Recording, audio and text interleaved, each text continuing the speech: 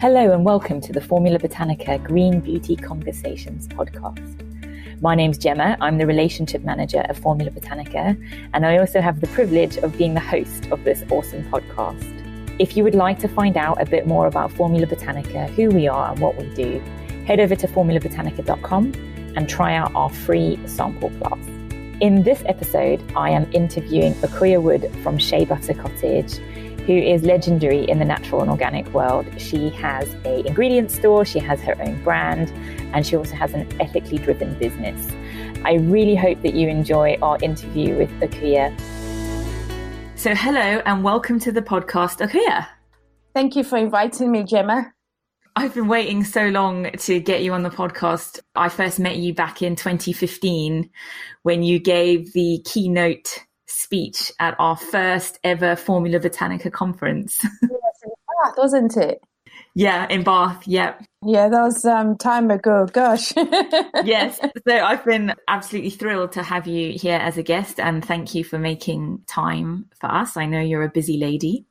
And obviously I know you and your background and your wonderful business, but I thought for the benefit of our listeners, if you could introduce yourself and tell us who you are, where you're from, what you do, and a little bit about yourself. So my name is Akua Wood. I'm a very, very proud Ghanaian.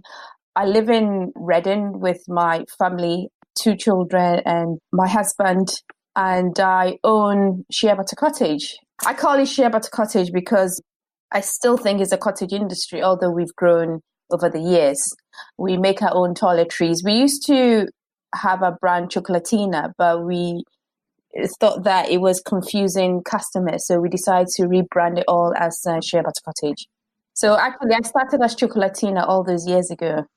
Yeah, I remember because it was Cioccolatina back in 2015. Yes, I started that in 2002. And then it wasn't until 2004 that I added Sheabutter Cottage to the, business model. But then Sheabutter Cottage seemed to have grown in size, so I decided to rebrand everything. Yeah, so let's talk a little bit about Sheabutter Cottage and Cioccolatina, because I'm focusing the questions on haircare because we're having a haircare month, and you are kind of like a legend in terms of the haircare industry, and especially in terms of naturals. You're one of the first people we ever came across, certainly, that was formulating amazing natural hair care. Oh, wow. Yeah, I mean, I think Lorraine and I both idolize you a little bit. I mean, when we had our first conference, we were both like, Akua has to come. It has to be her giving the keynote speech. Because we'll get onto it a bit later in the podcast, because obviously you have a few elements to your business. But let's talk about hair care. So when did you start formulating hair care? Back in 2002, because I came to UK, oh my goodness, it was in 1994 or something. And obviously at the time, to be honest with you, I came with relaxed hair because those were the kind of images that we were seeing in Ghana. Like, your hair is too tough. Well, my hair was tough and used to break combs when I was in secondary school. So when I came to UK, I sort of continued with a relaxed hair. Then I realized that obviously the weather wasn't that great for my hair, so I had to sort of strip it back and become natural. And I wanted to offer people like myself who maybe had sensitive scalp or sensitive issues, as well as dry hair, the opportunity to use products that were kinder to the scalp and the hair. So I think it was back in 2002, when I started Cioccolatina. I can't really remember the first product. It's going back so many years now. That's why I say you're one of the pioneers of natural hair care in the UK. So obviously your products are mainly designed for people with coily hair like yourself. Obviously, that's who you primarily formulate for. Yeah, we try not to discriminate though. So we offer for both, Afro textured hair as well as Caucasians. I mean, I've tried quite a few of them myself, and we've recently bought some more because we're doing a live stream in our Facebook group on hair care, and we wanted to feature your products because they're so unusual, the ingredient combinations. Yes, I know, I mean, when I look at other brands, I see the ingredient listing most of the time, maybe a small amount of oil with so much surfactant or whatever. And I just want to stay true to my brand that we are offering natural products. So I don't want to hide behind a label and say, hey, it's natural. And then you read the ingredients and it's a whole load of, what do you call it, chemicals or something like that. And I try to use ingredients that would enhance each other because of what I want as an end product. Yeah. So how did you learn all those years ago how to formulate hair care? Because there wasn't that many training courses or anything. I know. Well, to be honest with you, I've never been on a training course. Never, ever. It's all self-taught. And I think it stems from my dad when we were growing up, because we used to sort of tease him because he would put things together, not necessarily for the hair, but for the skin. If he had a bruise or something, he would say, go and get these herbs, put them together. And at the time, I was quite naive. I didn't really ask him what the herbs were, why we were using those kind of herbs. I was a bit inquisitive, yes. He used to put like soap scraps together and form a different kind of soap. So I think I enjoy that kind of kitchen chemistry. Yes. From that. Yeah. And so when I had the chance to put things together, that's sort of where it came from. And I sort of look at the properties of each ingredient and think, okay, let's use this and not the other. Yeah, because I was using was it Argan and Rooibos?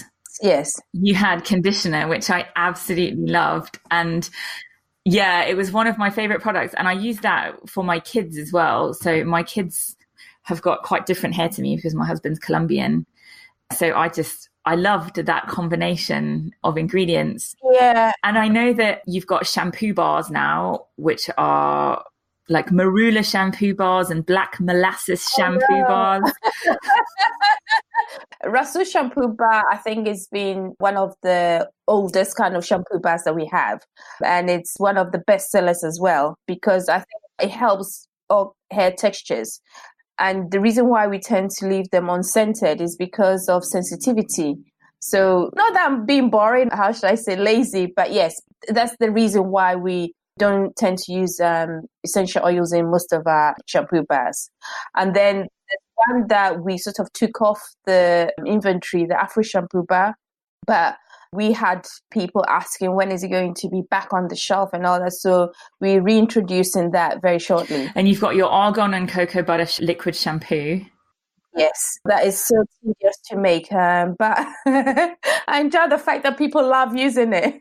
Well, this was my next question, because you've got your clay shampoos, you've got your shampoo bars. I mean, what has been the main challenges with formulating all of this amazing kind of exotic and interesting hair care products?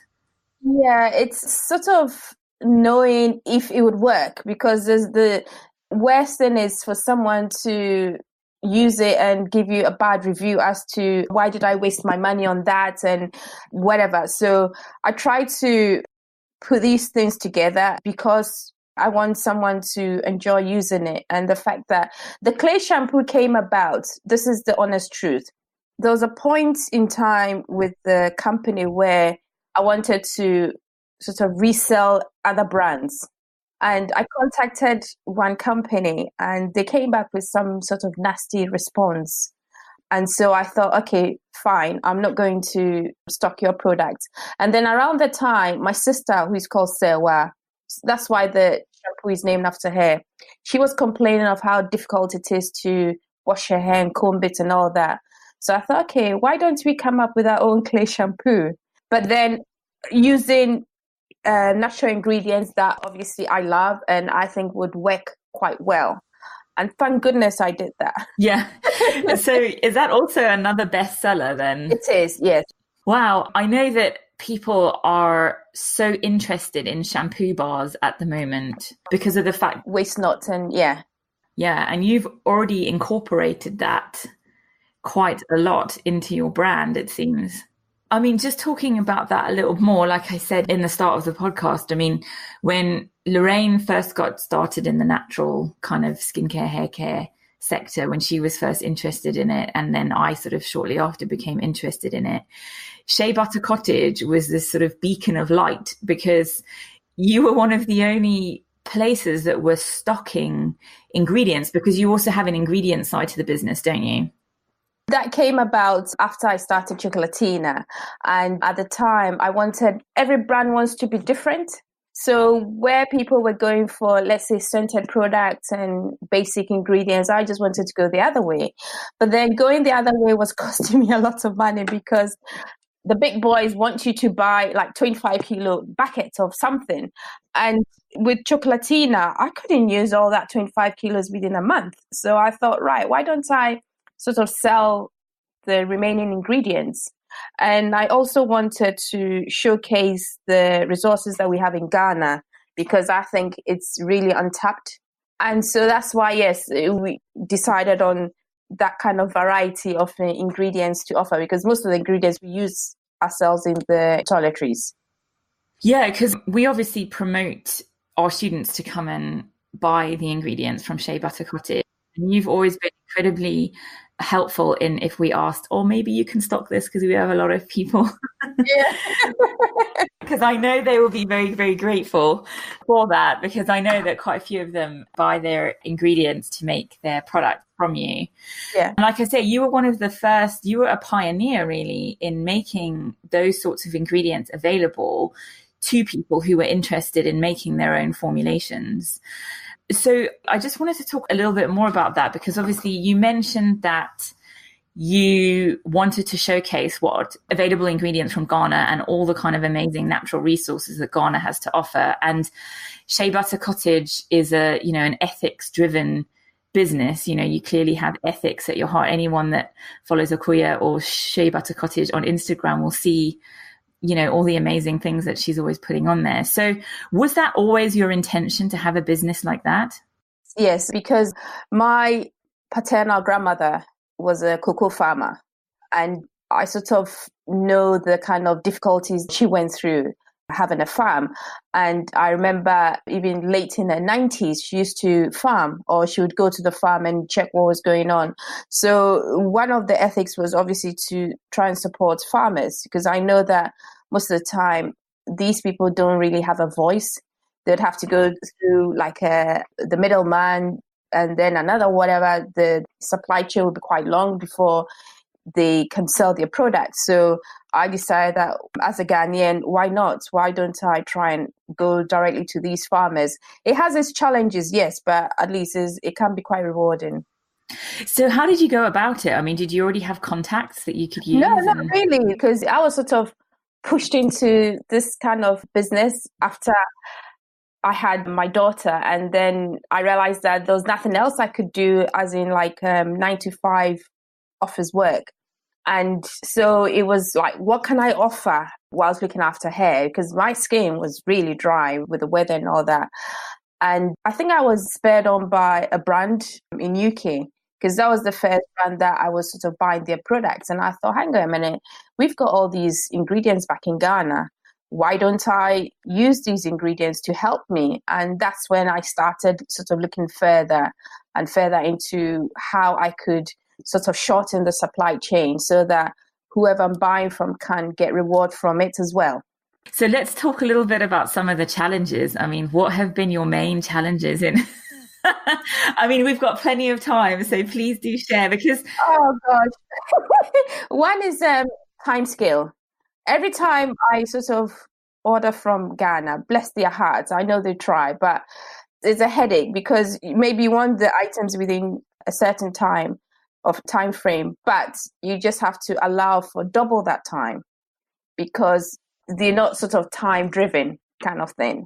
So that is one of the challenges. Another one too is obviously finances, because every business needs cash flow.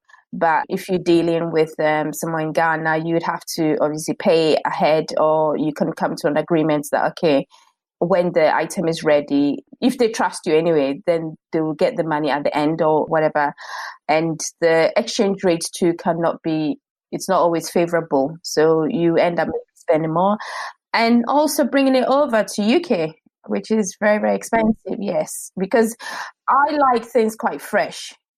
So unfortunately, I bring it by air freight. I know people will slap my wrist for that, but it's because we want it fresh.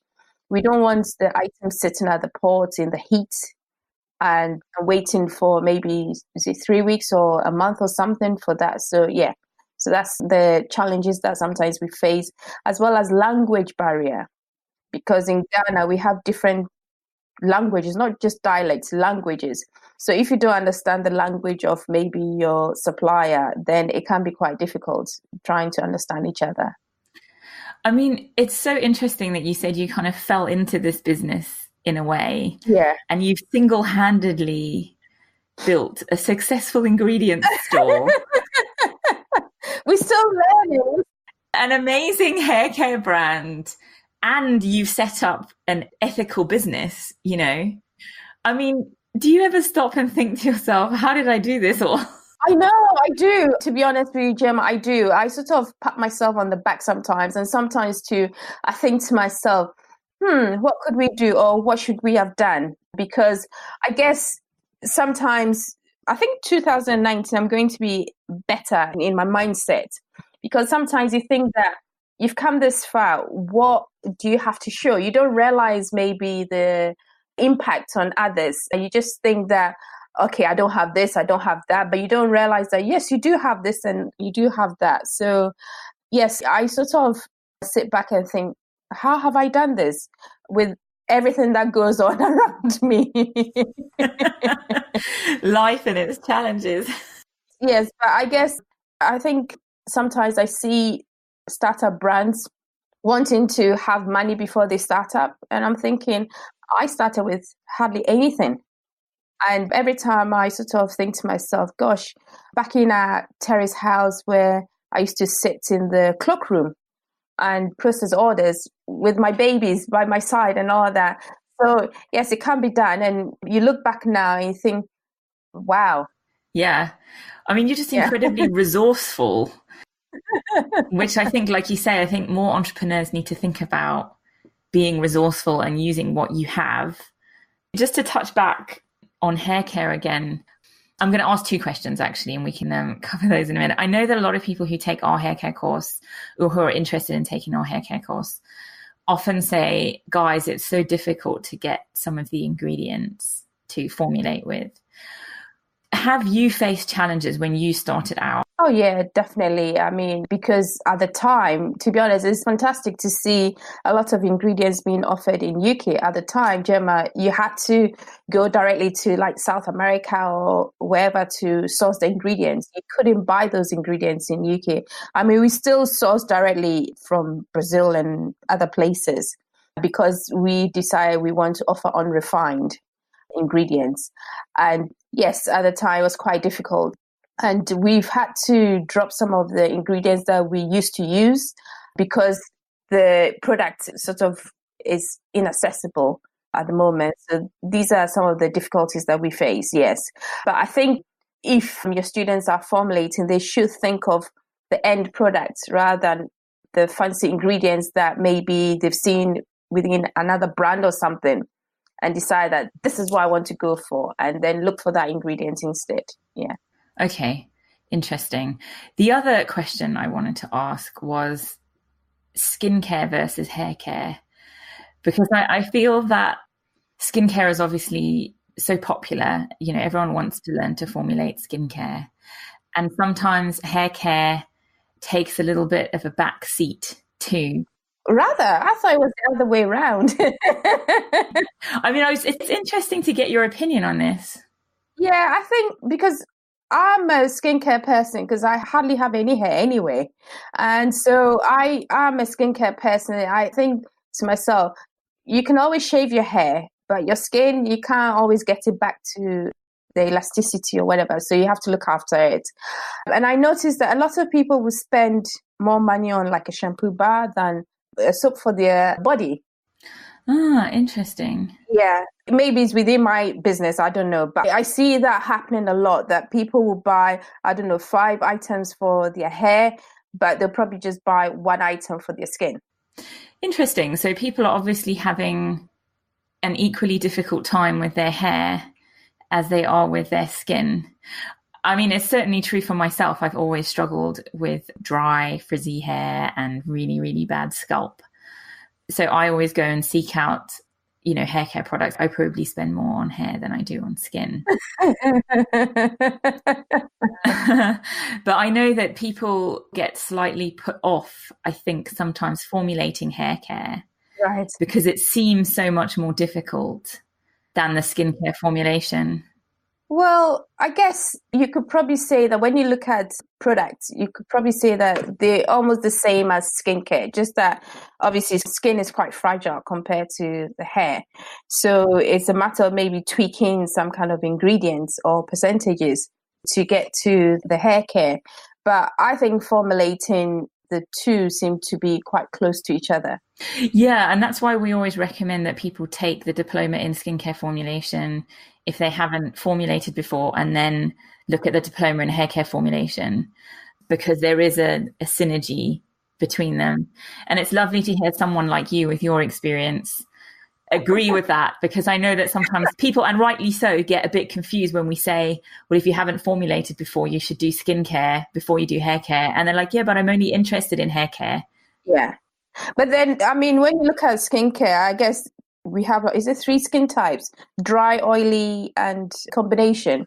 When you look at hair, you've got the Afro, the 4C, the 4A, all different textures.